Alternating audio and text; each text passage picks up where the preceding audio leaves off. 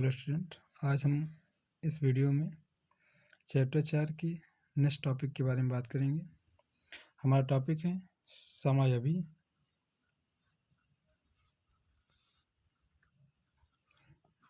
जिसे हम आइसोमर्स के नाम से जानते हैं। तो स्टूडेंट, सबसे पहले इस टॉपिक को हम परिभाषित करते हैं। इसकी डिफिनेशन क्या होगी? तो डिफिनेशन इस प्रकार से हम लिखेंगे कि वह कार्बनिक यौगिक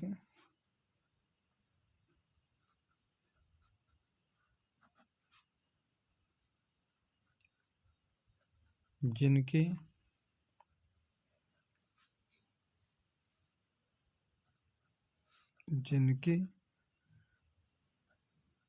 अणुसूत्र समान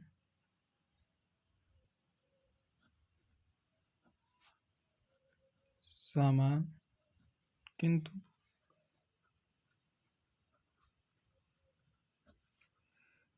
संरचना सूत्र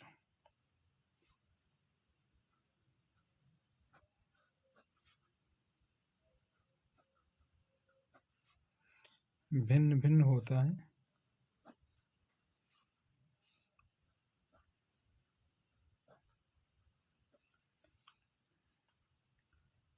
समायवी कहलाते हैं।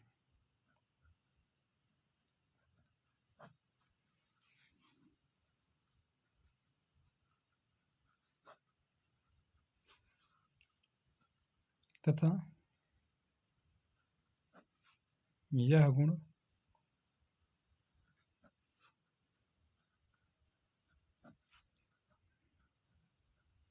समावयवता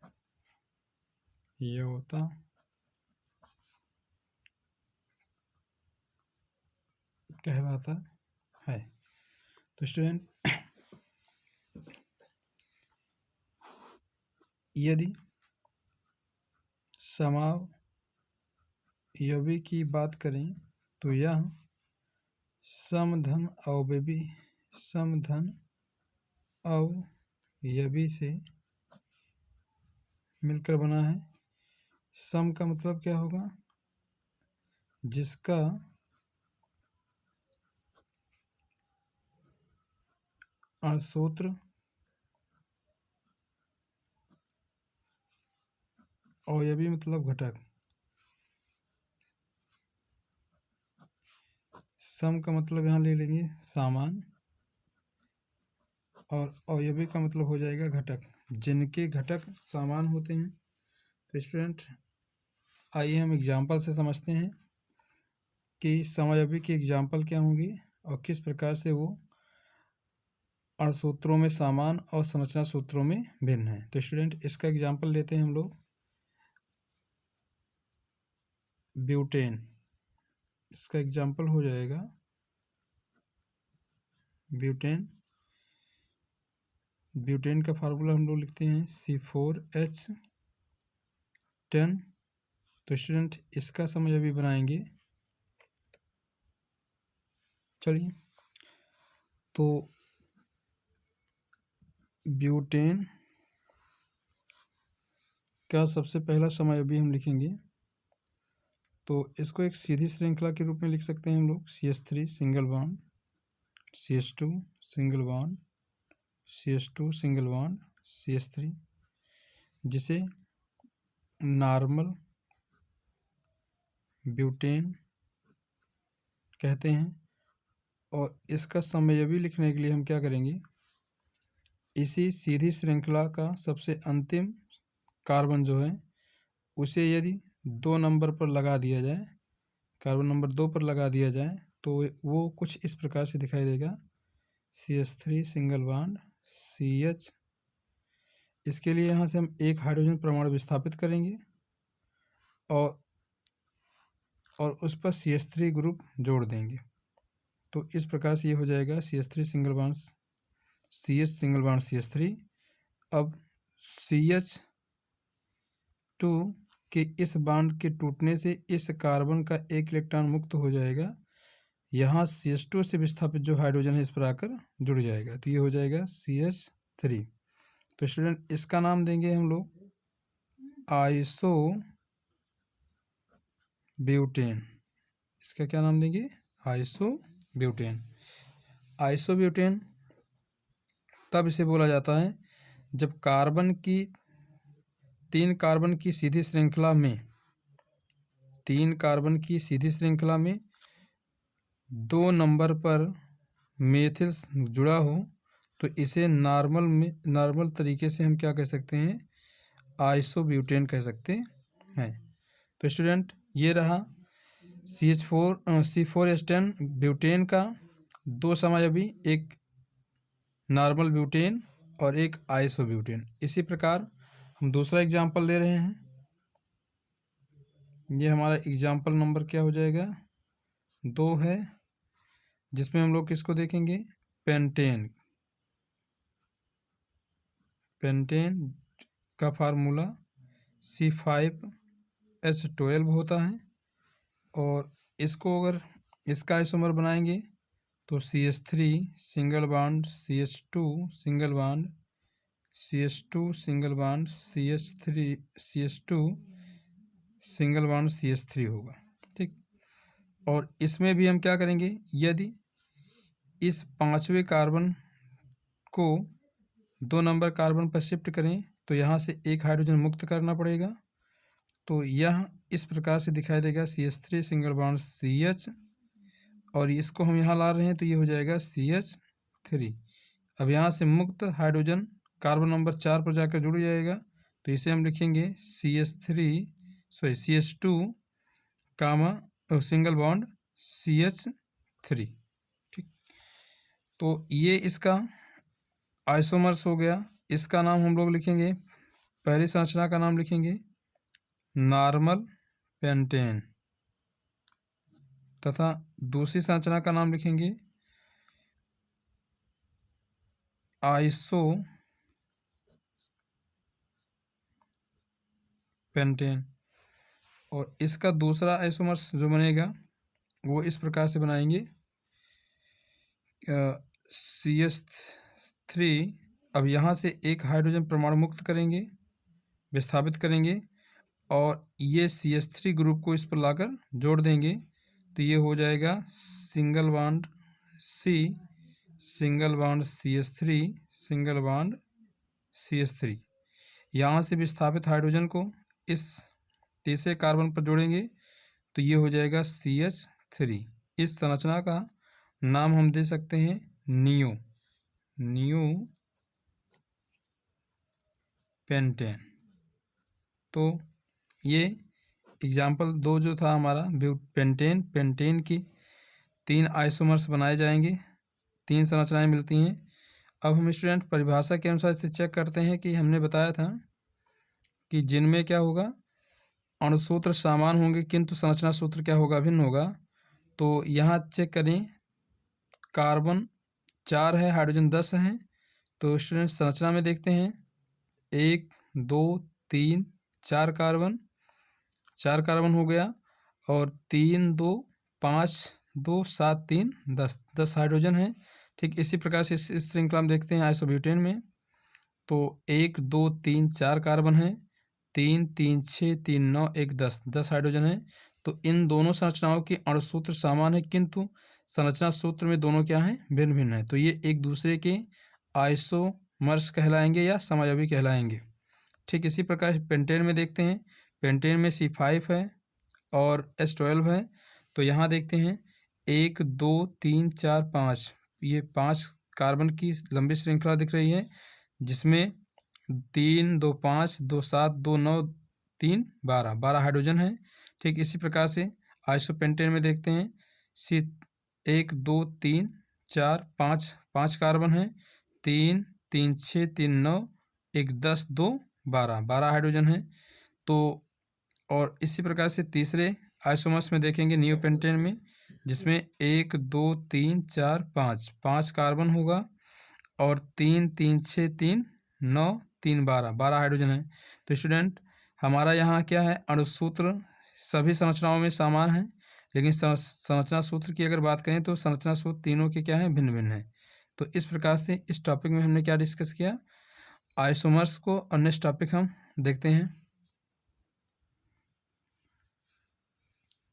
स्टूडेंट, समायवी बनाने के लिए कम से कम 4 कार्बन की लंबी श्रृंखला होनी चाहिए। कोई भी यौगिक जिनमें 4 कार्बन की संख्या 4 होगी, उसी का आइसोमर्स बनाया जा सकता है। इससे कम संख्या का आइसोमर्स नहीं बनता है। तो जब भी हम आइसोमर्स बनाते हैं तो कम से कम उस श्रृंखला में क्या होनी चाहिए? 4 कार्बन होनी चाहिए। जैसे कि हमने देखा अभी पेंटेन का और ब्यूटेन का, और हम चाहें पेंटेन ब्यूटेन का आइसोमर्स देखा गया। कभी भी हम कार्बन 3 लेकर के अगर हम आइसोमर्स बनाना चाहेंगे तो इसका आइसोमर्स नहीं बनता है, क्योंकि जब भी क्या करते हैं इस संरचना को हम बदलने की कोशिश करेंगे तो ये संरचना फिर भी क्या हो जाएगी? एक जैसी ही दिखेगी। जैसे मान लीजिए मैं इसको यहाँ लाकर जोड़ता हूँ तो ये CH2 सिंगल बॉन्ड क्या हो जाएगा? CH3 हो जाएगा। तो इस संरचना का नाम हम क्या देंगे? तब भी ये प्रोपेन है, और यहाँ भी ये क्या होगा? प्रोपेन होगा। इसलिए आइसोमर्स उन्हीं को मानते हैं जिनके रासायनिक नाम क्या होते हैं? भिन्न भिन्न होते हैं। संरचना सूत्र अलग हो और रासायनिक नाम भी क्या हो? अलग हो जाए। अब ये प्रोपेन से प्रोपेन ही बन रहा है, इसलिए इसको हम आइसोमर्स नहीं मान सकते हैं। आइसोमर्स के लिए इसलिए क्या बताया गया कि कम से कम 4 कार्बन श्रृंखला में होनी चाहिए, जिसमें एक कंडीशन आएगी आइसो की और एक कंडीशन आती है नियो की। तो आइसो तब बोलते हैं जब 3 कार्बन की लंबी श्रृंखला हो या एक सीधी श्रृंखला में अगर 2 नंबर कार्बन पर मेथिल जुड़ा हो या जोड़ देते हैं तब उसे आइसोमर्स बोला जाता है। और यदि उसी 2 नंबर कार्बन पर 2 बार क्या किया जाए? मेथिल जोड़ दिया जाए इस प्रकार से, तो उस 2 नंबर कार्बन को हम लोग क्या बोलेंगे? तो ये नियो की संरचना बन जाती है। तो स्टूडेंट, 2 नंबर कार्बन पर 2 बार मेथिल समूह जुड़ेंगे तब नियो कहा जाएगा। और एक बार अगर जुड़ा होगा तो एक बार जुड़ने से हम लोग क्या बताएंगे कि उसे आइसो नाम देते हैं। तो नियो और आइसो नाम देने के क्रम यही है कि सीधी श्रृंखला में अगर 2 बार मेथिल 2 नंबर पर जुड़े हैं तो उसे हम लोग नियो बोलेंगे, और एक बार अगर जुड़ा है तो उसे आइसोमर्स बोलेंगे। तो स्टूडेंट, अगला टॉपिक हमारा है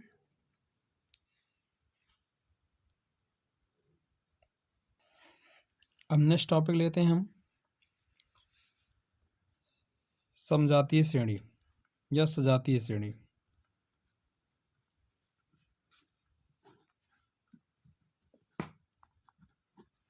या सजातीय श्रेणी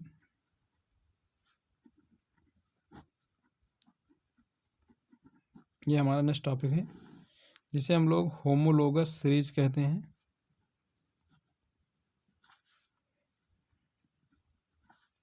तो स्टूडेंट, इसकी बात करते हैं सबसे पहले डिफिनेशन से। समजातीय श्रेणी का मतलब होता है समान जाति की श्रेणी। सम मतलब समान, और जातीय मतलब एक ही वर्ग के। समान, सम मतलब क्या हो जाएगा? समान, और जातीय मतलब एक वर्ग की, या इसे हम लोग कह सकते हैं एक वर्ग में। जैसे यदि एल्केन हो तो एल्केन का, और यदि एल्कीन हो तो एल्कीन का, या एल्काइन हो तो एल्काइन का। तो प्रत्येक वर्ग का एक सामान्य सूत्र होता है। जैसे एल्केन का CnH2n+2 होता है, एल्कीन का CnH2n होता है, और एल्काइन का CnH2n-2 होता है।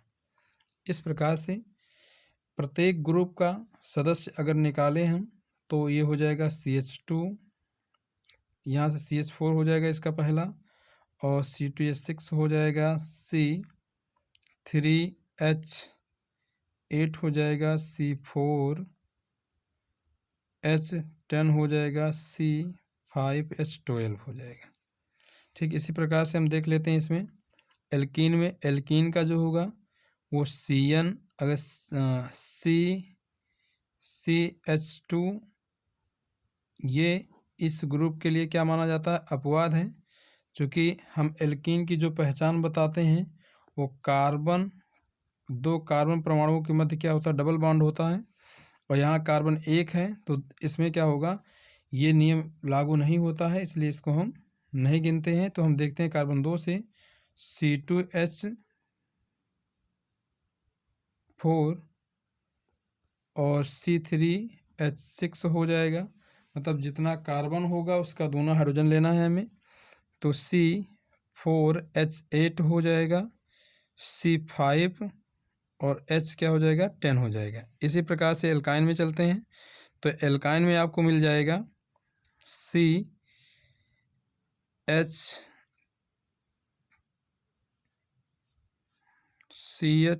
ये भी क्या होगा, इस ग्रुप के लिए अपवाद होगा, चूँकि कार्बन नंबर 1 से एल्काइन का सदस्य नहीं बनाया जा सकता है, क्योंकि दो कार्बन परमाणुओं के मध्य यहाँ क्या बताते हैं हम लोग, ट्रिपल बंध या ट्रिपल बंध पाया जाएगा, जो यहाँ लागू नहीं होता है, क्योंकि कार्बन 1 है और इस कार्बन 1 के साथ हम ट्रिपल बॉन्ड नहीं दिखा सकते हैं।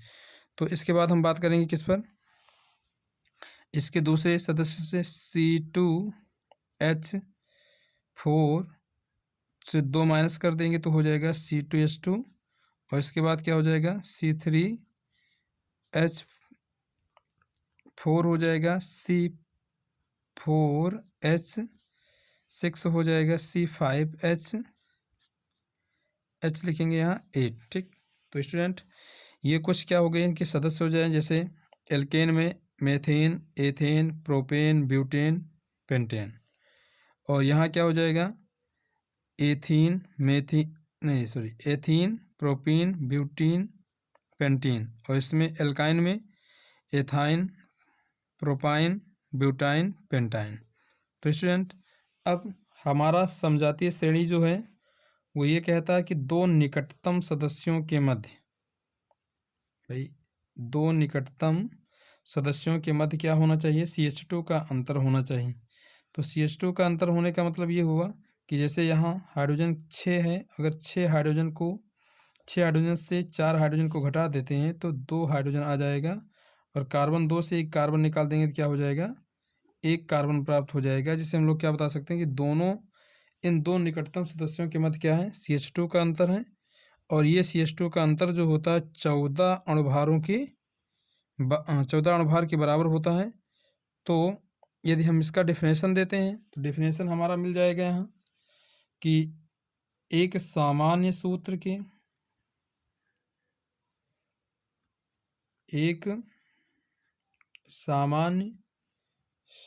के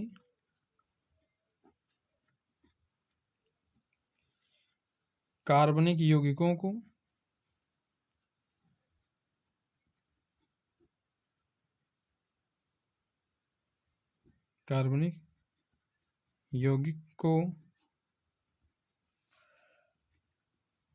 बढ़ते हुए अणुभारों के क्रम में व्यवस्थित करने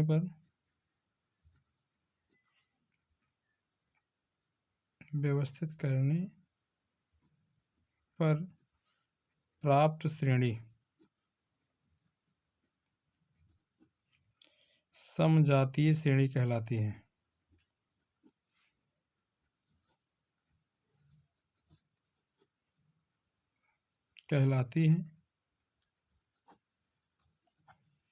प्रत्येक समजातीय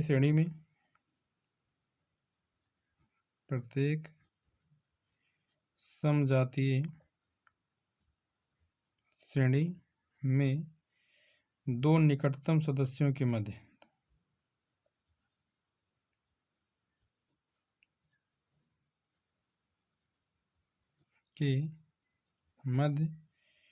CH2 या 14 अणुभार का अंतर होता है। का अंतर होता है। जैसे एग्जाम्पल देखते हैं नेक्स्ट पेज में। तो इसका एग्जाम्पल लेंगे हम।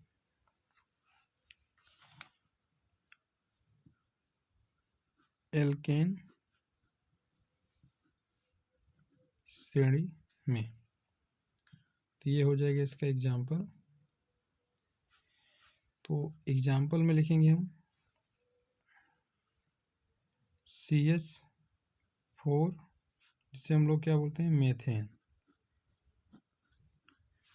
तथा CH3CH6 एथेन में, या के मध्य लिख दीजिए, के मध्य CH2 या 14 अणुभार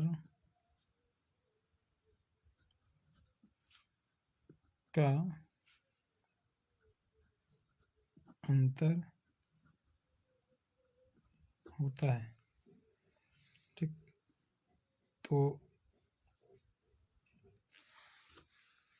स्टूडेंट इस वीडियो में इतना ही। नेक्स्ट टॉपिक को हम अगली वीडियो में मेंशन करेंगे।